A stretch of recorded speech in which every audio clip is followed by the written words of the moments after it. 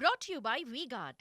તો ખૂબ જ રાહ જોવડાવ્યા બાદ આખરે સુરતમાં મેઘરાજાએ ધમાકેદાર એન્ટ્રી કરી, પરંતુ વરસાદની એન્ટ્રીની સાથે ભારતના નંબર 1 સ્વચ્છ શહેરની અસલી સુરત લોકોની સામે આવી ગઈ.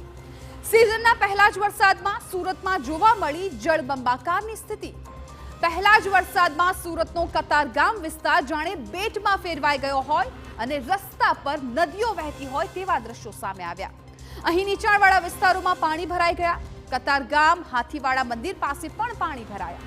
સ્થાનિકો પારાવાર હાલાકીનો સામનો કરતા સુરતમાં નજરે પડ્યા છે. સુરતમાં સૌથી ચિંતાજનક દ્રશ્યો ડભોલીમાંથી સામે આવ્યા છે. ન માત્ર રસ્તા પર, રહેણાંક વિસ્તારમાં પણ પાણી ફરી વળ્યા. લોકો કમર સુધીના પાણીમાં પસાર થવા માટે સંઘર્ષ કરી રહ્યા છે. પાણીનું સ્તર સતત વધી રહ્યું હતું અને અનેક ગામડાઓ પણ પાણીમાં ગરકાવ થઈ ગયા હતા અને જે પાર્ક કરેલી ગાડીઓ છે એ પણ પાણીમાં ગરકાવ થતી જોવા મળી હતી. ભારે વરસાદને પગલે સુરતનો વેડ રોડ વિસ્તાર પણ પાણી થઈ ગયો. અહીં ઘૂંટણસભા પાણી ભરાઈ ગયા. વાહન ચાલકોને પારાવાર મુશ્કેલીનો સામનો કરવો પડ્યો. વરસાદી પાણી ઘરમાં પણ ઘૂસવા લાગ્યા. અનેક વાહનો બંધ પડ્યા અને લોકો મુશ્કેલીમાં મુકાયા હતા. પ્રી-મોન્સૂનની કામગીરીના દાવાઓને પોકળ સાબિત કરતા દ્રશ્યો છે. સુરતના સિંગણપોર વિસ્તારમાંથી પણ આવા દ્રશ્યો સામે આવ્યા.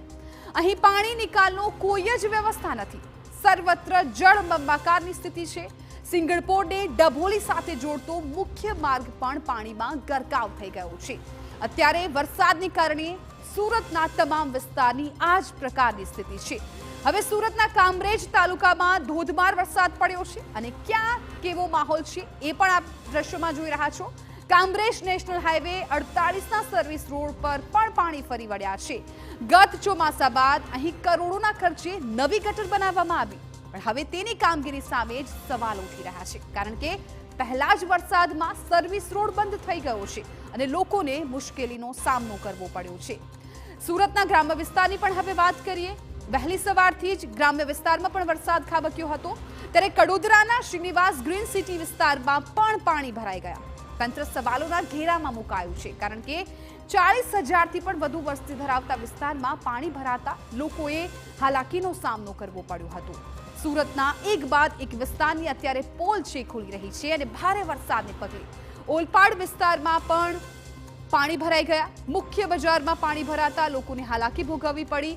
ઢીંચણસમાં પાણી ભરાતા વાહન ચાલકો હેરાન પરેશાન થઈ ગયા. અહીં પોસ્ટ ઓફિસના કમ્પાઉન્ડમાં પણ પાણી ભરાઈ ગયા. પહેલા જ વરસાદમાં આ હાલતથી સ્થાનિકોમાં તંત્ર વિરુદ્ધ રોષ જોવા મળ્યો છે. તો આ સાથે સુરતના પાલનપુર જગતનાકાના વિવેકાનંદ સોસાયટીમાં પણ આ જ સ્થિતિ જોવા મળી.